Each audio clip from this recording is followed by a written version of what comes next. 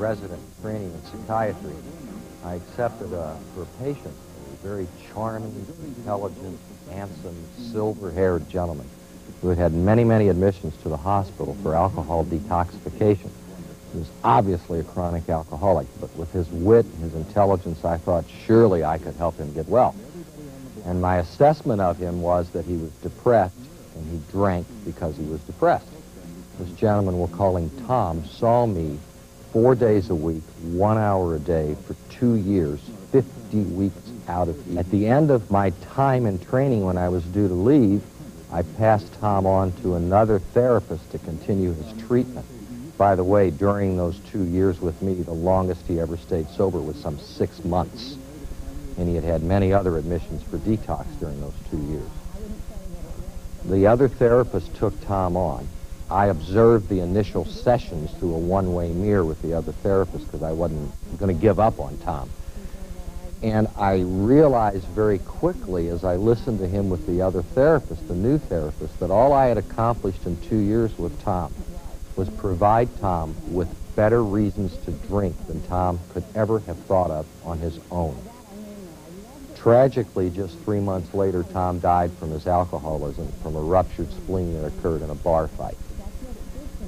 His death made me realize that I must be doing something wrong. To have worked that long, that intensely, with that intelligent of a human being, and to have them die anyway was extremely frustrating.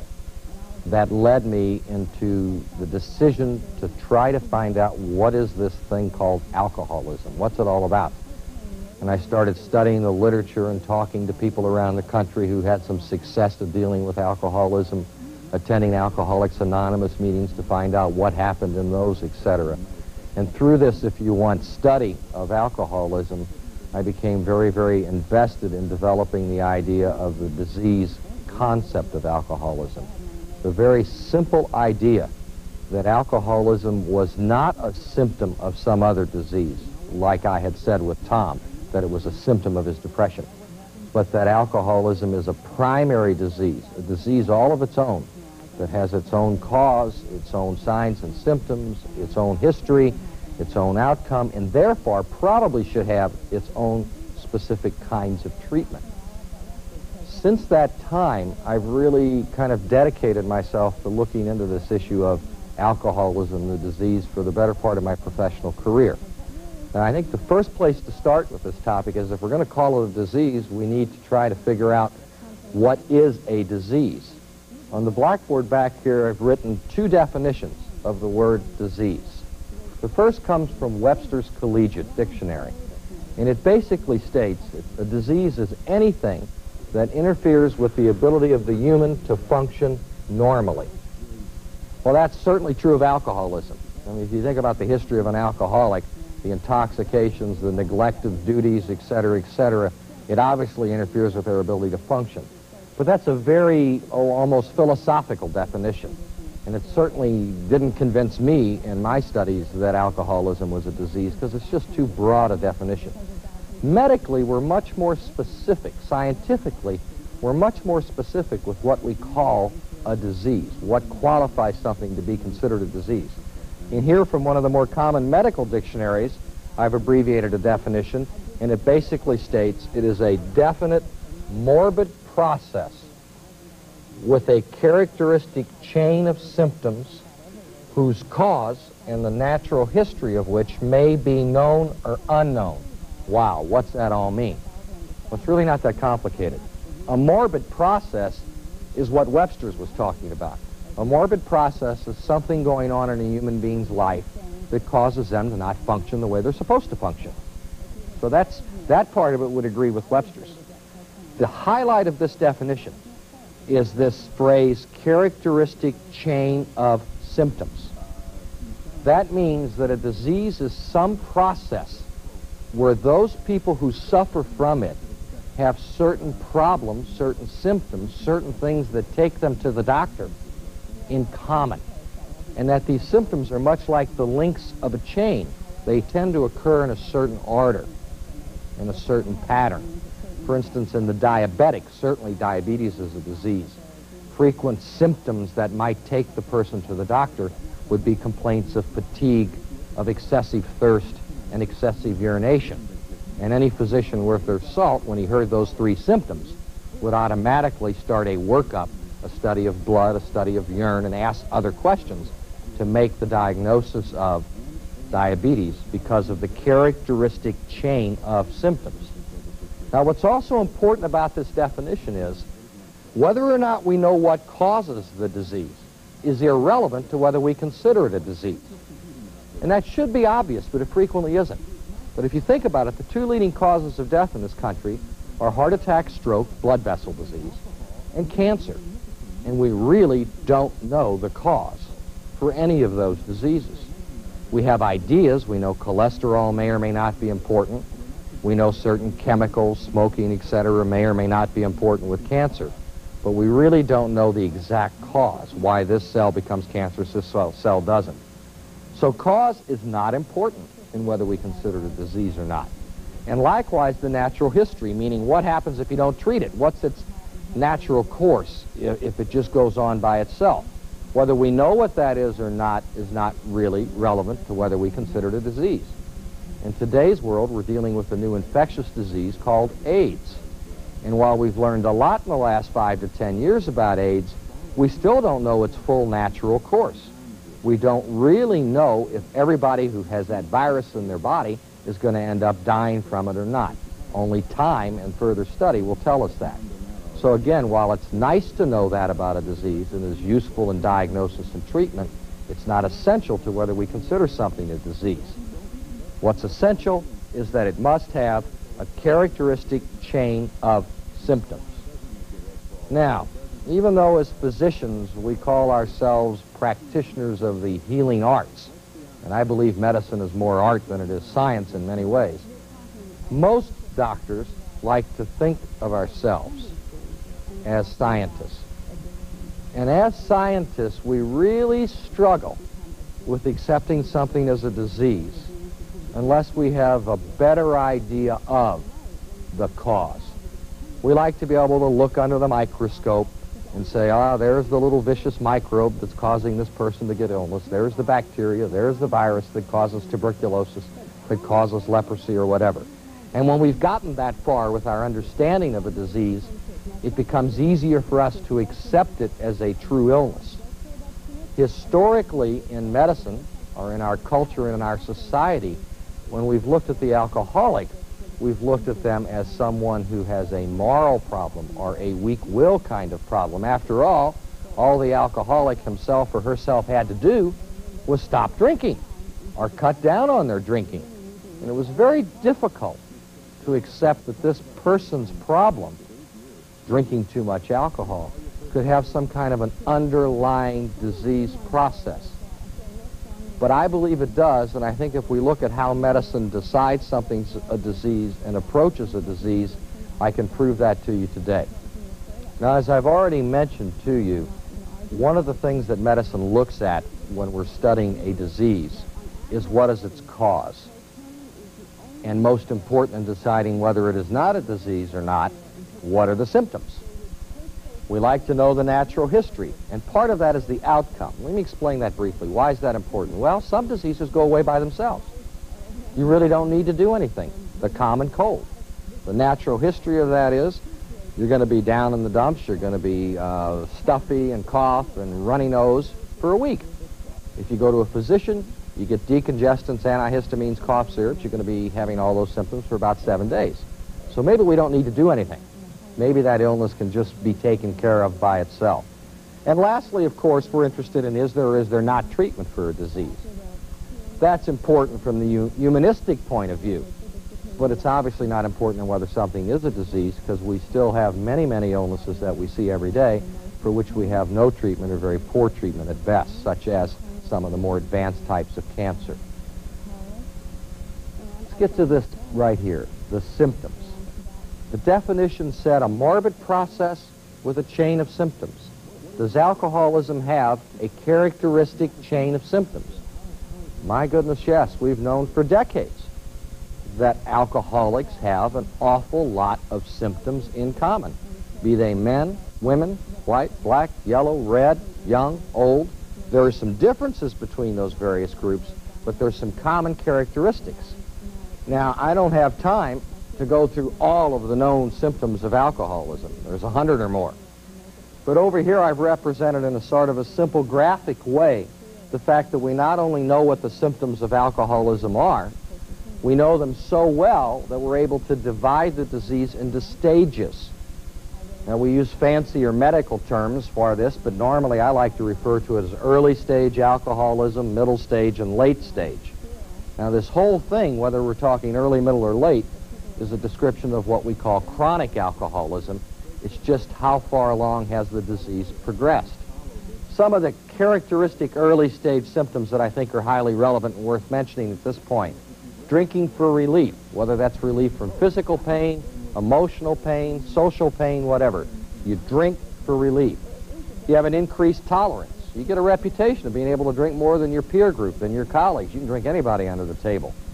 DWI, very significant early symptom because it's an area in which we should be identifying alcoholics and we don't do that well.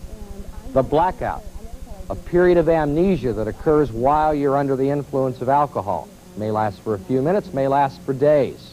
Doesn't mean you've passed out, just means you don't remember some of the things that occurred while you were drinking. In the middle stage is where we see all the social deterioration going on. The family problems, the marital problems, job problems, financial problems, legal problems, ethical, moral deterioration. It's where the alcoholic frequently becomes identified because of problems that occur in these various social areas. It's only in the late stages of the disease where you get what I call the body rot stage of alcoholism. That's where the body literally starts to fall apart. It may be the liver, it may be the stomach, the pancreas, the brain, the nervous system. It could be almost any organ system in the body or more than one organ system that's affected. Ironically, medicine has for a long time been very reluctant to call someone an alcoholic until they at least showed some body rot, when in fact those are late symptoms of a disease that, at least in the typical adult alcoholic, has been present for 15 to 20 years. To go from the top of that chart to the bottom of that chart in the typical adult alcoholic is a 1 to 2 decade experience. So basically we've been letting people suffer from a progressive illness until they're in the very late stages. That doesn't really make much sense to us. Now, let me restate something. The symptoms are there, they're well known, they're reliable, and they're predictable. And that fact alone qualifies alcoholism in the strictest scientific sense of the word as a disease process. Now, let's go back to some of these other areas, though, that medicine's interested in. Cause we're going to talk about in a few minutes. The symptoms we've described some of. The natural history of this illness is, as long as the alcoholic drinks, they only get worse. They only go down this chart, even if they're receiving a lot of treatment. Tom, my patient when I was a young resident, got hundreds of hours of treatment from me and from many other healthcare professionals who took care of his physical problems and injuries, etc., etc. But he only got worse because he continued to drink. The outcome for most alcoholics in this country today is death, just like Tom died. Violent, unpredictable death. Automobile accidents, in his case a bar fight, falling asleep in a drunken stupor with a cigarette burning and setting your house on fire, your bed on fire. Of course, many do die from physical problems such as liver disease and such. But the outcome, unfortunately, for most is death. And the reason is they don't get treatment. Is there treatment? Indeed there is. Statistics clearly show that if we identify an alcoholic in the early or middle stages of their disease process and get them into treatment for alcoholism as a primary disease, recovery rates should be in the 60 to 70% range.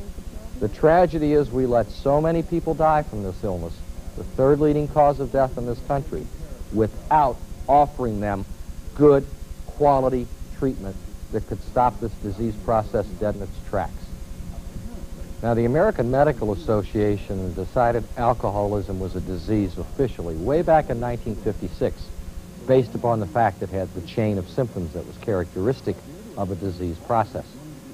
That led to extensive research looking for, are there differences between social drinkers in the way they handle beverage alcohol and the alcoholic?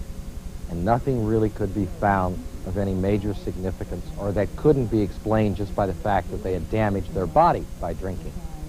But in the last 10 to 20 years, major advances have gone on in what we call the neurosciences, the ability to study that extremely complex organ, the brain, and the chemical and electrical processes that go on there. And with the development of this new technology, some absolutely amazing discoveries have come about in the field of alcoholism and other chemical dependencies.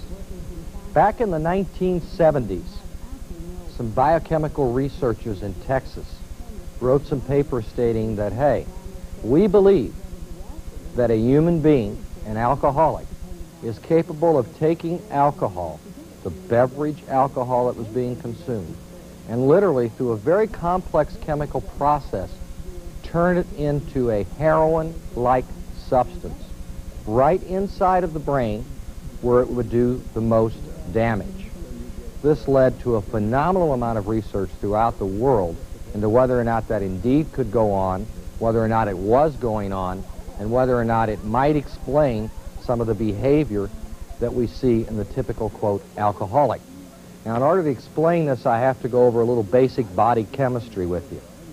The alcoholic metabolizes or burns up alcohol exactly the same way as the social drinker does. When we drink alcohol, the body gets rid of it very rapidly, at the rate of about 1 drink per hour. The alcohol is first turned into a chemical substance called acetaldehyde. This is a deadly poison. It's closely related to a chemical called formaldehyde, which is embalming fluid.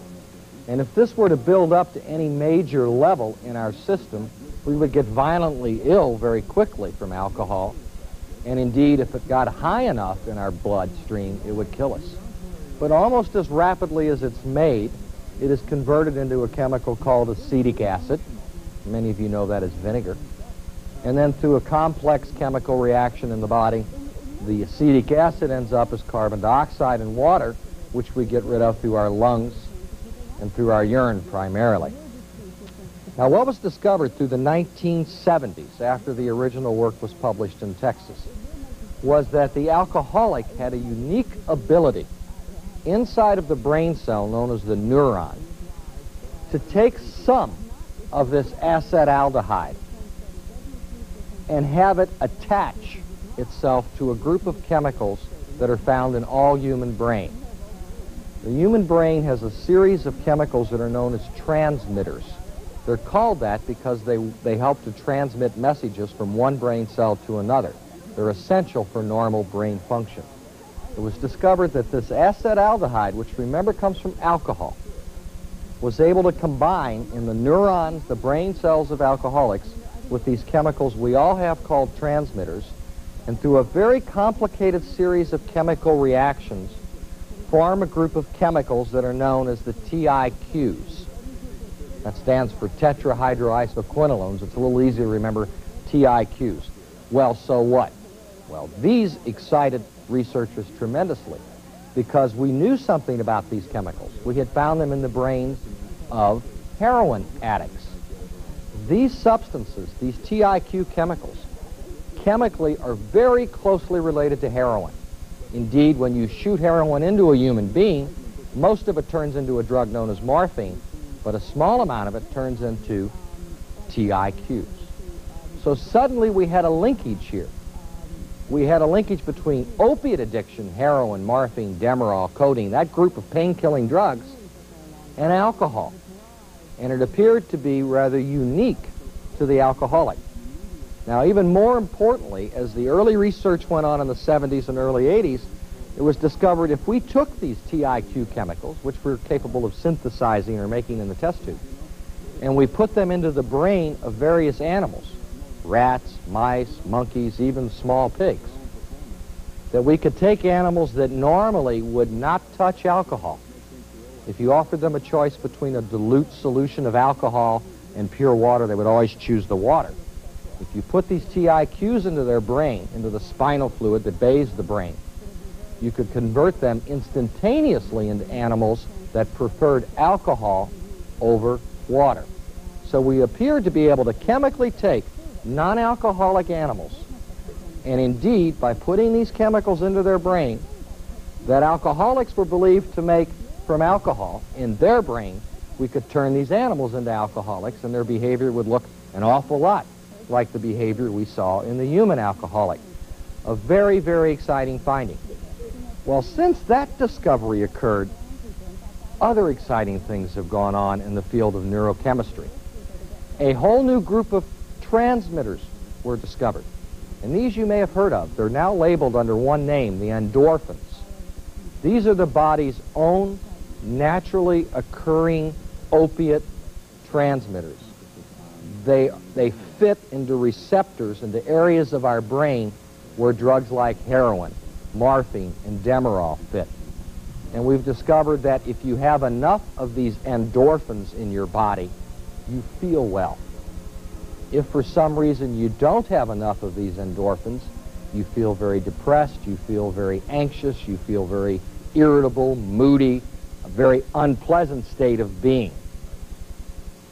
Some exciting research, again ironically, going on at Texas, at the University of Texas in San Antonio, by Dr. Ken Bloom, has tied together these new transmitters, the endorphins, with the TIQs, which have an endorphin-like activity. Now, on the blackboard behind me, I've tried to illustrate in a simplified form what goes on in brain cells known as neurons. This is one neuron, this is another neuron. You have to understand a little bit about brain anatomy here.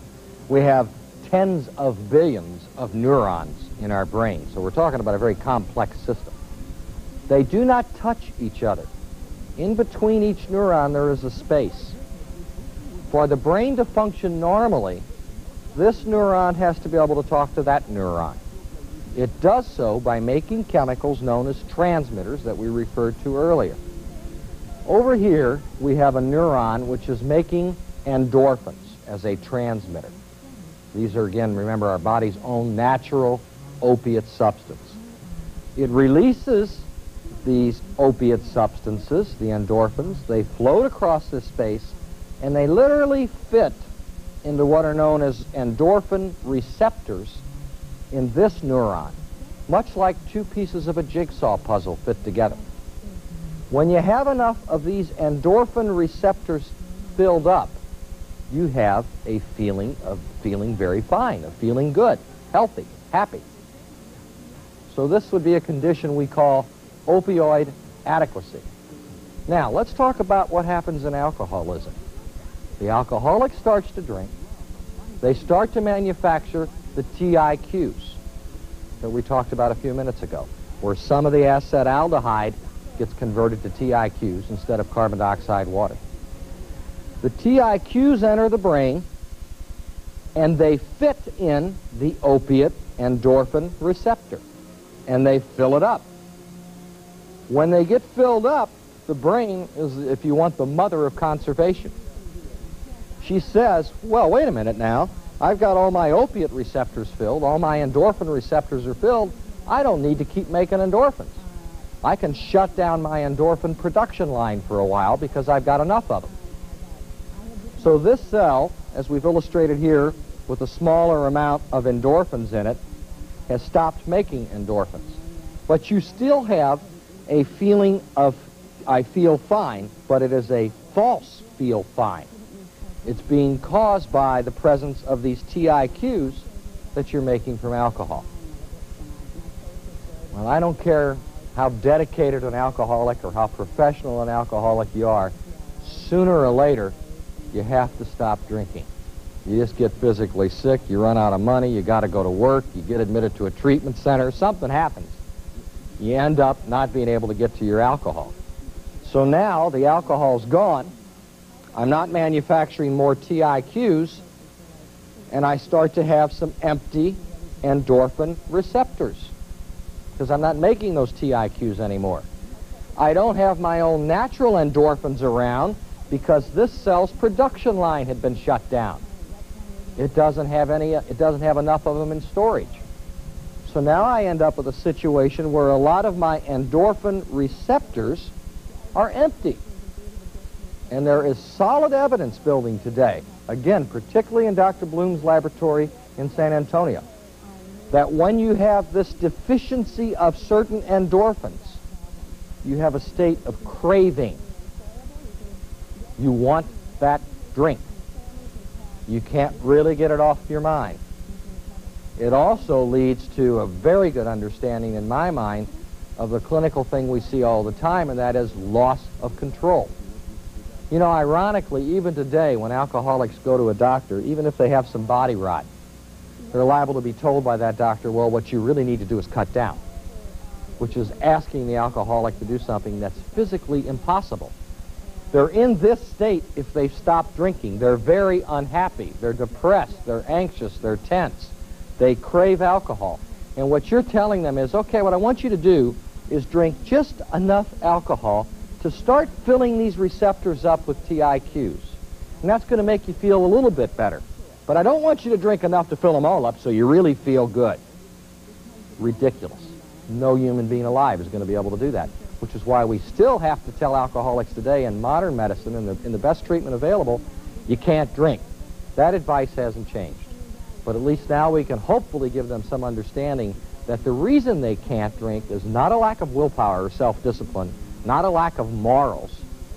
It's a basic biochemical defect.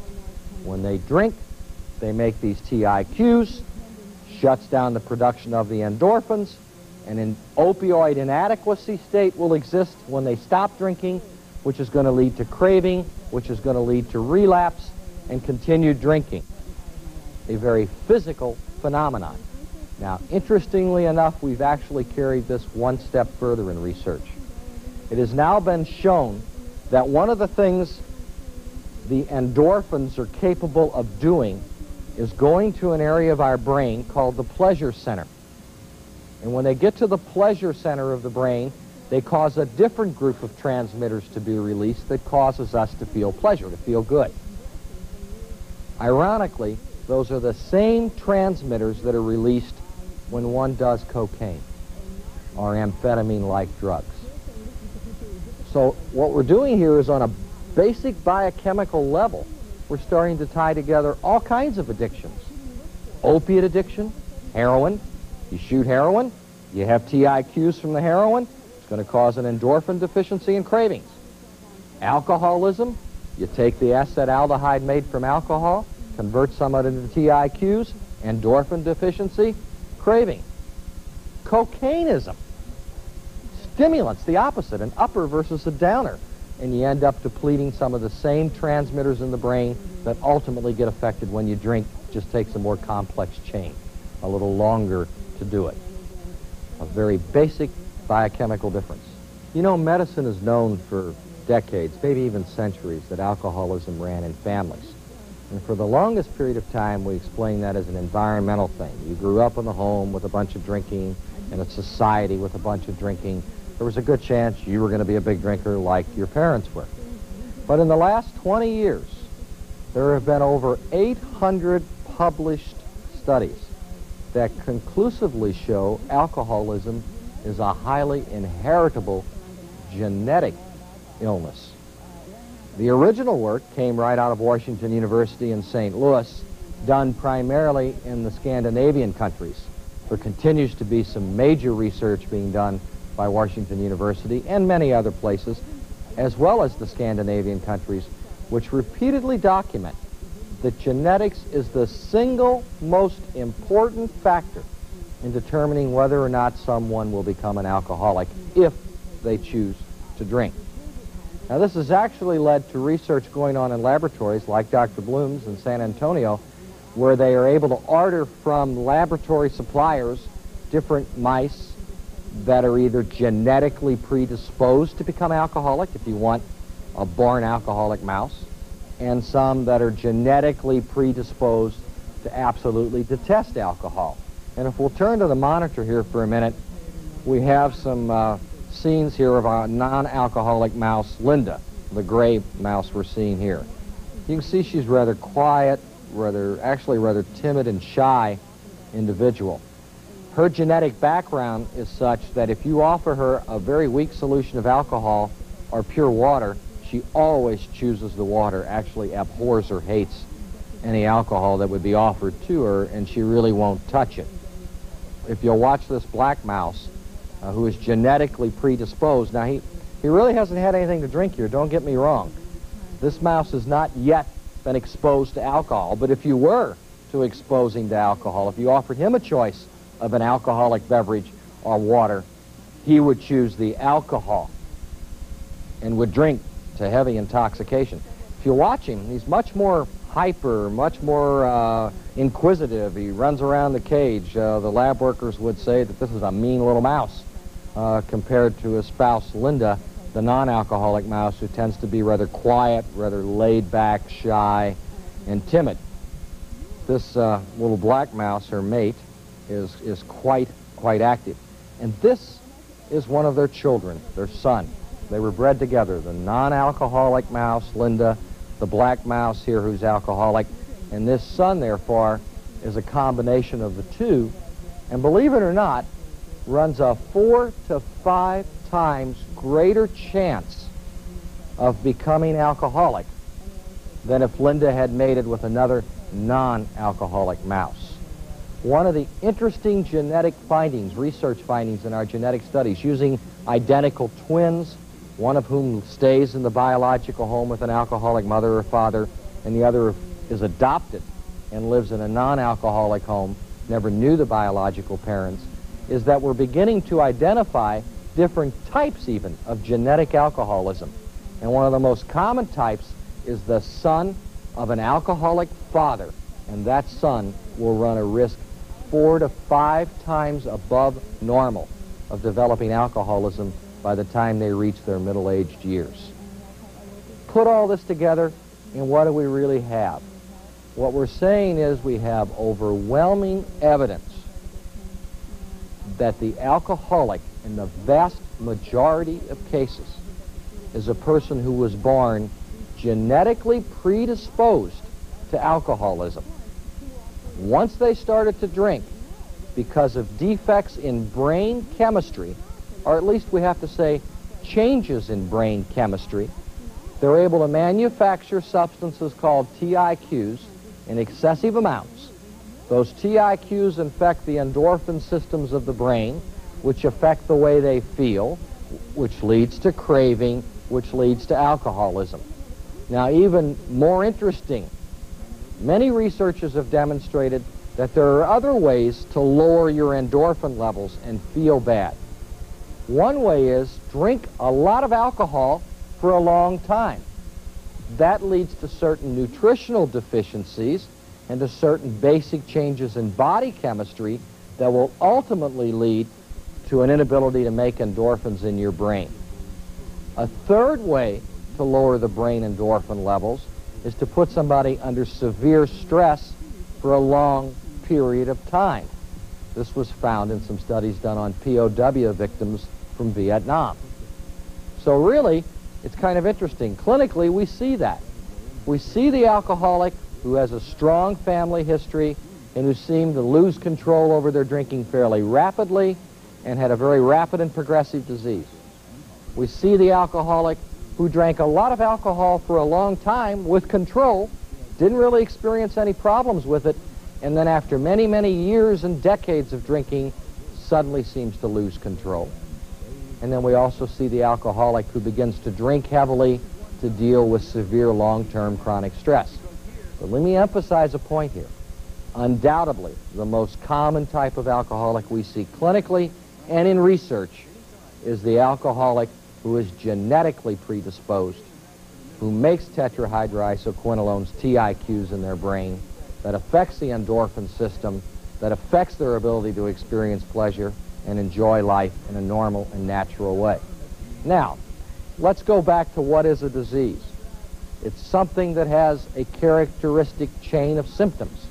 We've known alcoholism's had that for decades. But believe it or not, we're also making great strides, as I've tried to illustrate here today briefly, with understanding the underlying genetic biochemical defect that sets someone up to become an alcoholic. Why is that important information? It's important because it should say to the alcoholic and to those who are affected by living with the alcoholic, and yes, to those who treat the alcoholic, hey, it's not their fault. They just happen to pick their parents poorly. They have a genetic biochemical difference that makes them react in a unique fashion to the drug alcohol. So while it's not their fault, they deserve to be treated like any other human being who suffers from a progressive, horribly, horribly incapacitating and often fatal disease. At the same time, once they know they have this disease, once they know they are alcoholic, and they know about this chemistry and the fact that they are indeed different and unique in the way they handle the drug alcohol, it becomes very much their responsibility to do those things they need to do to keep this disease in remission, to keep it under control. And so far, the only way we know to do that is don't take in any alcohol, then you won't have any acetaldehyde, then you won't have any of these TIQs, and then you won't have any of the endorphin deficiencies, and then you can go about